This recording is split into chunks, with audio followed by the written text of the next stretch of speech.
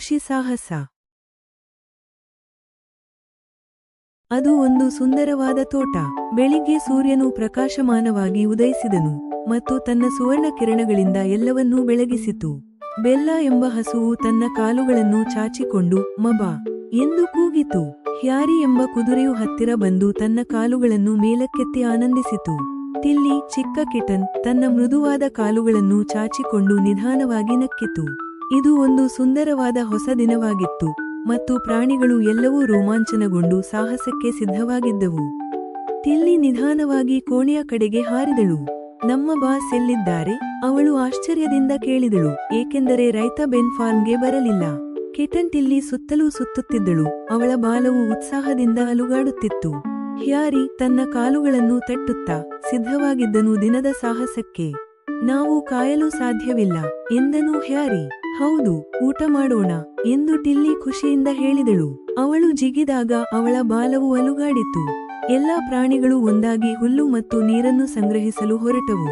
ಬೆಲ್ಲ ದೊಡ್ಡ ಹಸು ಆಗಿದ್ದರಿಂದ ಅವಳು ಜವಾಬ್ದಾರಿ ಸ್ವೀಕರಿಸಿಕೊಂಡಳು. ನಾನು ಹುಲ್ಲುಗಾವಲನ್ನು ಕೊಟ್ಟಿಗೆಗೆ ತೆಗೆದುಕೊಂಡು ಹೋಗುತ್ತೇನೆ ಎಂದಳು.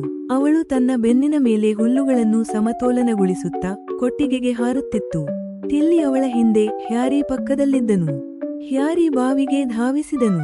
ನಾನು ಬಾವಿಗೆ ಹೋಗಿ ಬಕೆಟ್ ಅನ್ನು ತುಂಬಿಸುತ್ತೇನೆ ಎಂದನು. ಆದರೆ ಬಾವಿಯಲ್ಲಿ ನೀರು ಇರಲಿಲ್ಲ. ಇದನ್ನು ನೋಡಿ ಹ್ಯಾರಿ ಆಶ್ಚರ್ಯಚಕಿತರಾದನು. ಟಿಲ್ಲಿ ಚಿಕ್ಕದಾಗಿದ್ದರೂ ಸಹಾಯ ಮಾಡಲು ಸದಾ ಸಿದ್ಧವಿದ್ದಳು. ನಾನು ನಿಮಗೆ ಸಹಾಯ ಮಾಡುತ್ತೇನೆ. ನಾನು ತುಂಬಾ ಸಕ್ರಿಯನಾಗಿದ್ದೇನೆ. ಅವಳು ಹಳೆಯ ಬಾಟಲಿಯನ್ನು ತೆಗೆದುಕೊಂಡು ಅದನ್ನು ತುಂಬಿದಳು. ಇಗೋ, ನಾನು ನೀರಿನಿಂದ ತುಂಬಿಸಿಕೊಂಡಿದ್ದೇನೆ ಎಂದು ಹೆಮ್ಮೆಯಿಂದ ಹೇಳಿದರು. ಬೆಲ್ಲ ಹುಲ್ಲು ಕಣಜಕ್ಕೆ ತೆಗೆದುಕೊಂಡು ಹೋಗಿ ಅದನ್ನು ಹರಡುವುದನ್ನು ನೋಡುತ್ತಿದ್ದಳು. ಇದು ನನಗೆ ಯೋಚಿಸಿದ್ದಕ್ಕಿಂತಲೂ ಕಷ್ಟವಾಗಿದೆ, ಅವಳು ಹೇಳಿದಳು. ನನಗೆ ಸಹಾಯ ಬೇಕು ಎಂದು ಕರೆದಳು. ಹ್ಯಾರಿ ಬಕೆಟ್ನೊಂದಿಗೆ ನೀರು ತರಲು ಬರುವುದರಲ್ಲಿ ಟಿಲ್ಲಿ ಹೆಮ್ಮೆಯಿಂದ ಹೇಳಿದಳು, ನಾವು ಸಹಾಯ ಮಾಡಲು ಬಂದಿದ್ದೇವೆ. ನಾವಿಬ್ಬರೂ ಒಟ್ಟಿಗೆ ಕೆಲಸ ಮಾಡೋಣ ಎಂದನು. ಅವರು ಎಂಜಿನಿಯರ್ ಆಗಿ ಹುಲ್ಲು ಸರಿಪಡಿಸಲು ಒಟ್ಟಾಗಿ ಕೆಲಸ ಮಾಡಿದರು. ನಂತರ ಮೊಲವು ತೋಟಕ್ಕೆ ಬರುವುದರಲ್ಲಿ ನಾನು ಸ್ವಲ್ಪ ಆಹಾರ ತೆಗೆದುಕೊಳ್ಳಲು ಬಂದಿದ್ದೇನೆ ಎಂದು ಹೇಳಿದನು. ದೆಹಲಿ ನಗುತ್ತಾ ಹೇಳಿದಳು, ನಮ್ಮಲ್ಲಿ ಸಾಕಷ್ಟು ಹುಲ್ಲು ಇದೆ. ನೀವು ಅದನ್ನು ನಮ್ಮೊಂದಿಗೆ ಹಂಚಿಕೊಳ್ಳಬಹುದು. ಮೊಲವು ಸಂತೋಷದಿಂದ ಹೊಸ ಸ್ನೇಹಿತರೊಂದಿಗೆ ಹುಲ್ಲು ರುಚಿಸುವುದನ್ನು ಹಾಗೂ ತಿನ್ನುವುದನ್ನು ಅನುಭವಿಸಿತು. ಧನ್ಯವಾದಗಳು ದೆಹಲಿ ಎಂದು ಹೇಳಿತು. ಹಂಚಿಕೆಯಲ್ಲಿ ನಮ್ಮ ಕೃಷಿ ಕ್ಷೇತ್ರವು ಶ್ರೇಷ್ಠವಾಗುತ್ತದೆ ಎಂದಳು. ಎಲ್ಲಾ ಕೆಲಸ ಮುಗಿದ ನಂತರ ಪ್ರಾಣಿಗಳು ವಿಶ್ರಾಂತಿಗೆ ಹೋಗಿ ಹುಲ್ಲಿನ ಮೇಲೆ ಕುಳಿತವು. ಹ್ಯಾರಿ ಆರಾಮವಾಗಿ ಮಲಗಿದನು ಮತ್ತು ಗಾಳಿಯ ಮಾಧುರ್ಯವನ್ನು ಆನಂದಿಸಿದನು. ಬೆಲ್ಲ ಮರವೊಂದರ ನೆರಳಿನಲ್ಲಿ ಸೌಮ್ಯವಾಗಿ ಕುಳಿತು ಎಲೆಗಳನ್ನು ತಿನ್ನುತ್ತಿದ್ದಳು. ಹುಲ್ಲಿನ ರಾಶಿಯ ಮೇಲೆ ದಿಲ್ಲಿ ಆರಾಮವಾಗಿ ಸುತ್ತಿಕೊಂಡಿದ್ದಳು. ಇಂದು ಒಂದು ದೊಡ್ಡ ಸಾಹಸವಾಗಿತ್ತು ಎಂದು ಟಿಲ್ಲಿ ಸಂತೋಷದಿಂದ ಹೇಳಿದಳು. ರೈತ ಬೆನ್ ತಾಜಾ ಸೇಬುಗಳನ್ನು ತೋಟಕ್ಕೆ ತಂದನು. ನನ್ನ ಪ್ರಾಣಿ ಸ್ನೇಹಿತರೆ, ನೀವು ಇಂದು ತೋಟವನ್ನು ಚೆನ್ನಾಗಿ ನೋಡಿಕೊಂಡಿದ್ದೀರಿ. ನಾನು ತುಂಬಾ ಹೆಮ್ಮೆಯಾಗಿದ್ದೇನೆ.